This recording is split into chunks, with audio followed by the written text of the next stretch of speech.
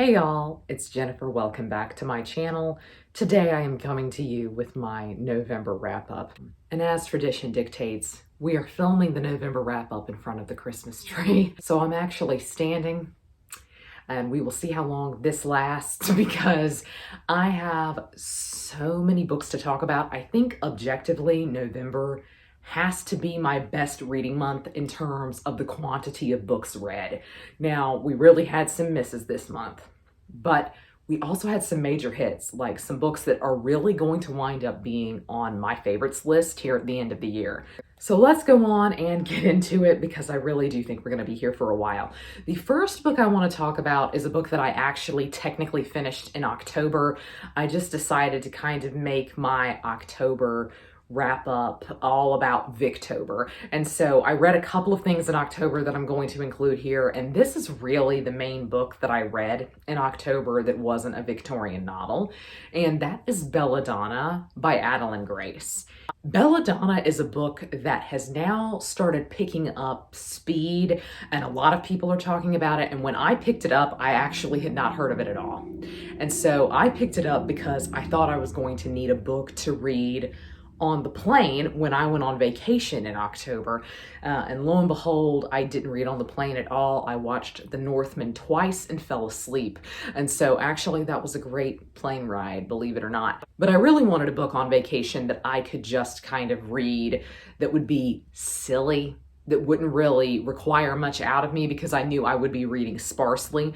And so I picked up Belladonna, and I am so glad I did. This is proof that you should give authors a second chance, because I read Adalyn Grace's debut, I want to say, that was about pirates. I hated that book. I thought it was so poorly done. And I bought Belladonna to read on the plane without registering that it was the same author. And so once I realized that, I was like, oh no, I've made a mistake. I've made a huge mistake. I did not. Her writing has improved so much, and a lot of it is that I think in general, I just prefer a third person narrative, especially in modern books. And so this was in third person. There was a mystery element here. This is essentially a romance novel between a girl and death. And it is so good. It's also kind of a murder mystery. I knew within the first 10% that this book was going to get 5 stars and that it was going to be one of my favorites of the year. I just truly was obsessed with it. And it was a book that I continue to think about when I wasn't reading it. And that's saying something for me. When I'm traveling, I'm often not thinking about the book, though sometimes I do think you have to take my review of a book that I read while on vacation or while traveling. You kind of have to take it with a grain of salt because I start to associate it with the place that I was and with the trip. And I think it makes me tend to review a book more favorably. And so I don't know if that's the case here, but I really, truly enjoyed this. And the fact that there was a mystery element in it was what was so great to me. It was not anything that I expected. I just thought it was going to be kind of a straightforward romance. And the romance was just really, really wonderful. I mean, I just was obsessed with this. I loved the characters, and I'm even more excited by the fact that this book is apparently going to be at least a duology, if not a series. And I thought that was going to make me really mad. I thought it was going to be a standalone novel, but I personally, based on the ending, am really excited that she decided to turn this into a series. I really, really loved this. And so this was 5 stars. Now let's get into the duds. We have This Vicious Grace. This is a book that I picked up almost immediately on the heels of Belladonna because it was sold to me as an Italian fantasy novel with the bodyguard trope, which is one of my favorite tropes. I'll just give in and say it. I really enjoy that. I was really excited about this because it was set kind of in a Sicily-like world, and the magic sounded promising. On the whole, my issue with this book was not so much the characters, though I didn't really latch on to them. It was the world building, because this is set up also in a similar way to Belladonna in that there is a romance component, but there is also a bit of a mystery component. Our main character is essentially the savior of this world, of this little island. And she can only be the savior of this island if she puts her powers with another person's. And so technically there should be a couple where powers come together to make, you know, a great whole or something like this. She has killed everyone that she's been paired up with. And so everyone's starting to get anxious, and people are thinking, maybe we better get her out of the way, and maybe a new savior will be born to us. And so she hires on a bodyguard to protect her. And so some of this is who's out to kill her, but some of it is also her kind of discovering her powers with like the imminent invasion of these evil beings that she is trying to protect the island from. And so all of that sounds really good. I realize that even describing it in the way that I have, in a way that I didn't enjoy, it does sound like a very intriguing fantasy novel, but it was so confusing. To me, weirdly, there was not enough description of the land, of the magic, for me to conceptualize it. I felt like I couldn't visualize anything. I couldn't see the setting, I couldn't see the characters, and I genuinely could not fathom how the magic worked. And that to me is a pretty large issue in a fantasy novel, and it meant that my enjoyment of it was very, very low, though the romance element of this was so good. It was so good that it made me finish the book when I would have DNF'd it. I'm curious to know if I'm the odd man out and if I'm really one of the only people who didn't truly enjoy this one, but I struggled with this and I really wanted to DNF it. Were it not for the romance, I would have. So I gave this one 2 stars. Next we have Hyde by Kiersten White. I paid for this book. I'm gonna go on and say it. I paid for this book. And I paid basically full price for this ebook. And it is money that I will never get back. Time that I will never get back. This book was just terrible to me. And I know a lot of people have said that this year. A lot of people had this on their anticipated list. This book is marketed a bit like Hunger Games, Squid Game, Battle Royale, something like that. But it is set in an amusement park where all of these people who are down on their luck really need some money. They go into the amusement park, play hide and seek. Whoever wins is going to get a lot of money. And of course, something starts killing them off. I had no investment here. I truly did not care who lived, who died, who won. I did not care a thing about any of the characters, which for me is key in a setup like this. The reason that Hunger Games, Squid Game, and Battle Royale are all very popular is that they kind of automatically give you someone to latch onto. And it's not just one character. You often feel attached to multiple people who are in this situation. I felt attached to no one in Hyde.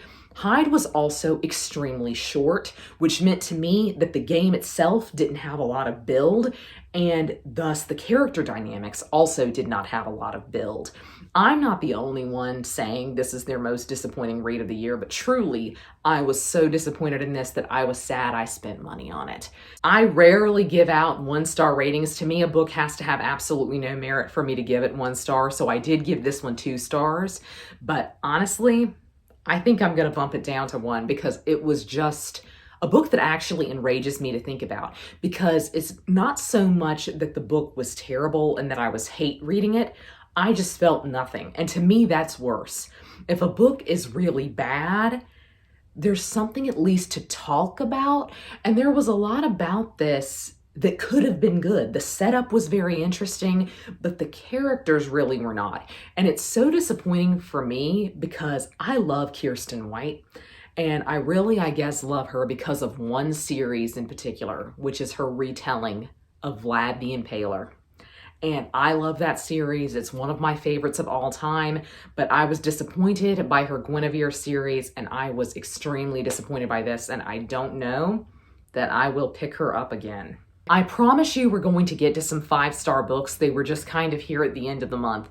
After Belladonna, I essentially went into a reading slump because I couldn't find anything that was that good. So after that, I picked up Hester, which I spoke about at length in a vlog this month, so I'll try to keep this short. This was another disappointment to me. This is a historical fiction book that is about the woman who supposedly inspired Hester and the Scarlet Letter, and there was potential here too. I really wanted this book to be decadent and lushly written. I thought I was going to get a Wolf Hall here, something like Booth by Karen Joy Fowler. That was not the case, though I think the author was trying to go for that. I think she wanted the prose to be at that level, but to me it was heavy-handed in a way that Wolf Hall was not. It felt like you were reading a passage and you knew which sentence the author wanted you to underline. You knew which part she wanted you to tab. And that got very old to me very quickly, and it meant that I didn't really connect with the writing, but I also didn't really connect with the characters. I did really love what I saw of Nathaniel Hawthorne in here. Her characterization of Nathaniel Hawthorne was so incredibly endearing that I just kind of have a crush on him now. But as with most historical fictions nowadays, there was kind of a dual timeline element to this a little bit. At the end of each chapter, we got a flashback to our main character's ancestor who was imprisoned for witchcraft and persecuted for witchcraft in Scotland. And then we alternately got a perspective from Nathaniel Hawthorne's ancestor, who was one of the judges at the Salem witch trials.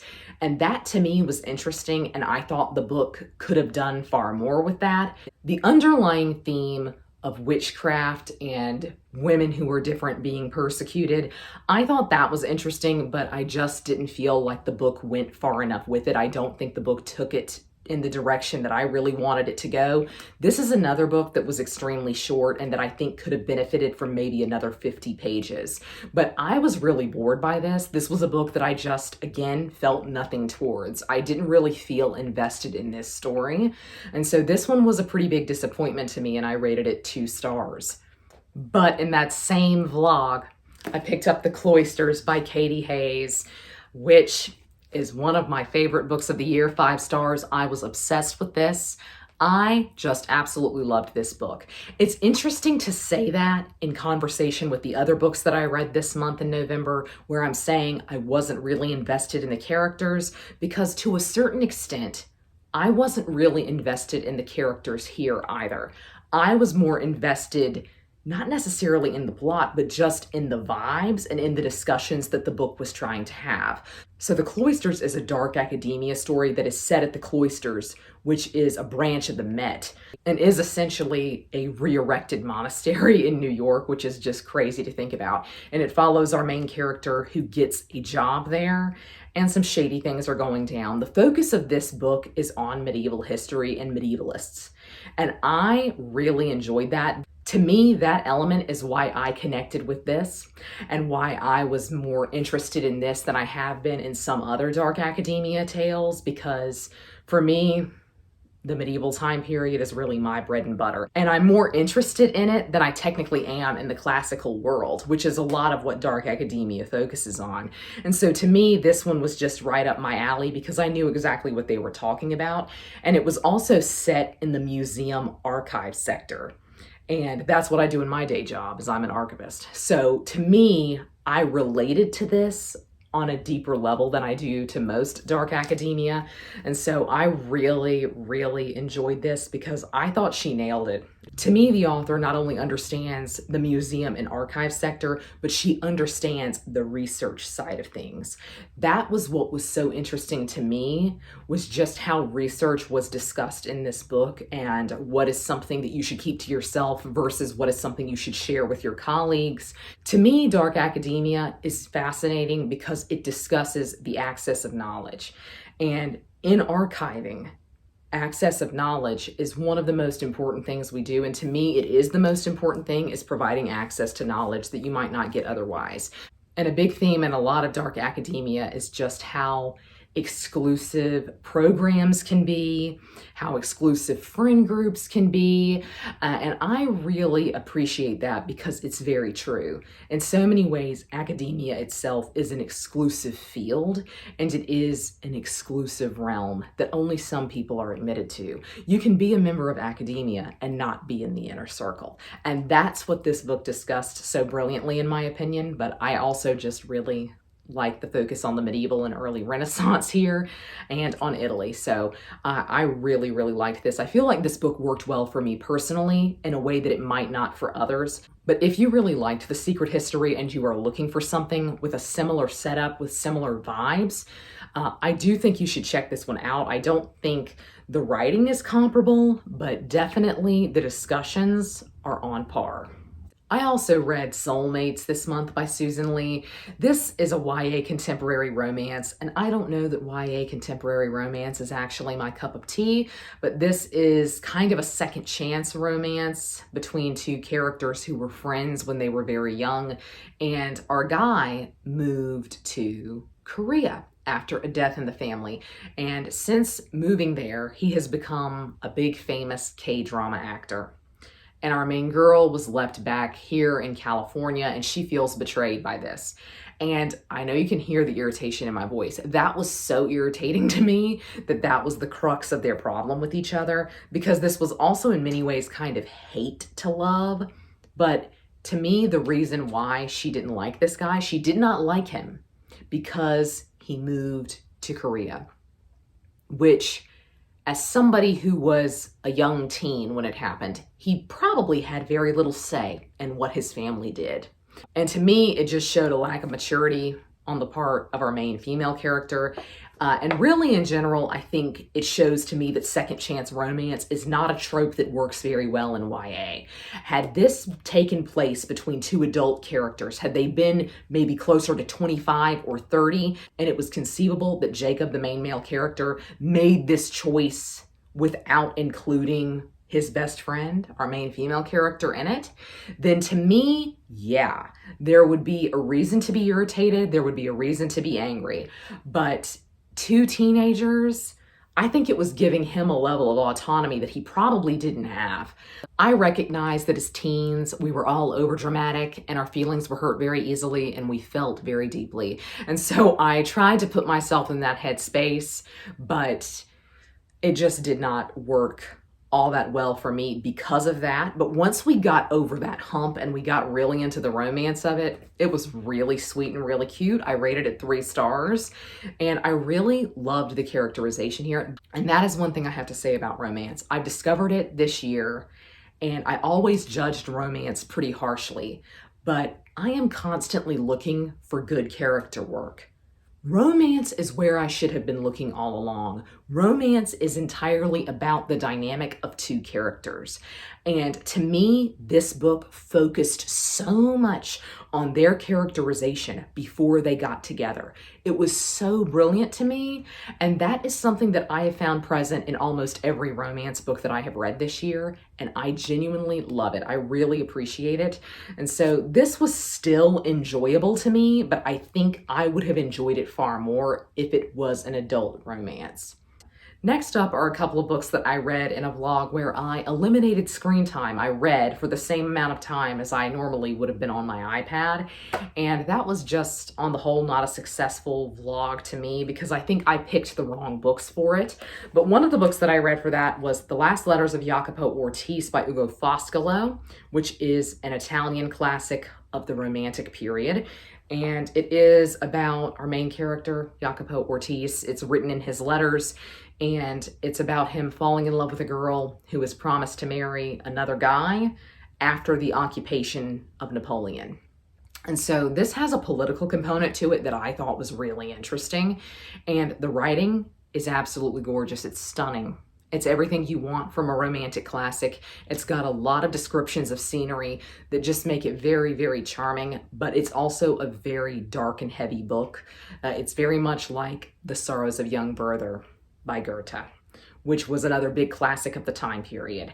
And so I would look up some trigger warnings for this if you want to read it. Though looking up the trigger warnings will definitely spoil the majority of the book for you, I personally think it's something you should do. It was a very sad book to me. I still rated it 4 stars.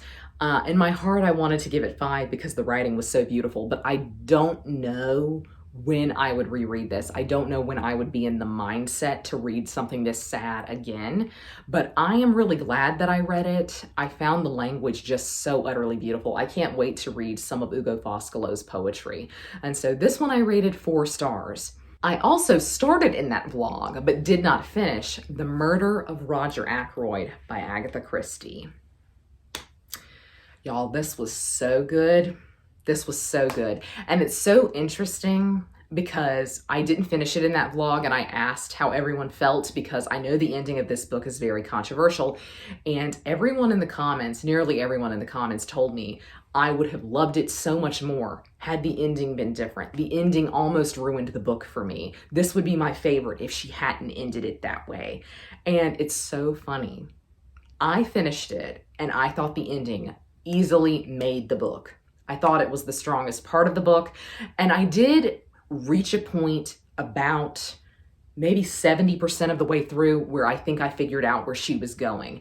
And that helped me come to terms with it a little bit. But it's a really great whodunit mystery. You just reach a point halfway through where you're running down the list of suspects and you're running out of people to accuse, and it kind of makes you anxious. It kind of makes you worried. I really like mysteries like this that are kind of set in a smaller town, and there's a gossipy nature to this that I really enjoy and I think is really present in a lot of small town mysteries where people just talk about, well, you know, so-and-so, we haven't seen him in 15 years since he did this. And you say, what happened? And then somebody else drops another bombshell. I really enjoy the gossipy nature of stories like this set in a small kind of English countryside town. And this really scratched an itch for me. I felt like I was going into a slump during that vlog, and Agatha Christie has helped me before in a slump. So I felt like it would be a good thing to do to pick up a book that I had to figure out. I really enjoyed this. I read earlier this year Death on the Nile, and I would have to say Death on the Nile is the 5-star for me of the two. And so I rated this one 4 stars. I think about Death on the Nile frequently. A lot of it has to do with the fact that it is just set on the Nile on a boat. And that really is just a setting that appeals to me. But I also really liked the twist in Death on the Nile. I really liked the twist here too. One thing I'll say for Agatha Christie is I don't feel like her characters are very dynamic. And so I often feel like I can pick out who I need to focus on by the layers that she gives a character. And that's the unfortunate thing to me. I often wish that her books were longer because of that, and I wish more attention was shown to the characters, because I think it could be really good if all of the characters were all given the same amount of fleshing out. But I often feel like I can predict things because she's focused on 1 or 2 characters more than the others in terms of giving them a personality. And to me, that was the case here, but I really thoroughly enjoyed this. It's one of my favorite Agatha Christie's. I really enjoyed this.